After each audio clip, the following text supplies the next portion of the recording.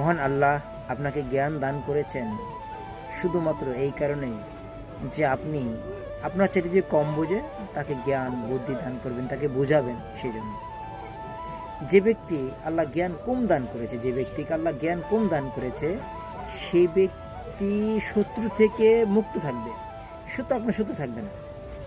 যে ব্যক্তি পাগল থাকবে আল্লাহ তাকে হাসরের ময়দানে বিচার করবেন না, কারণ তো পাগলেই ছিলেন। কল্পনা করে দেখেন আল্লাহ আপনাকে কতটা সুস্থ রেখেছে, সবল রেখেছে। এরপরও কি আপনি চান এই দুনিয়ায় অকারেন্স করে বেড়াতে? এরপরও কি আপনি চাবেন কাউকে উপকার না করতে? এরপরও কি আপনি চাবেন আপনার জীবনটা যেন অন্যের প্রতি না বিলিয়ে দিয়ে ঘরের মধ্যে আবদ্ধ রাখতে?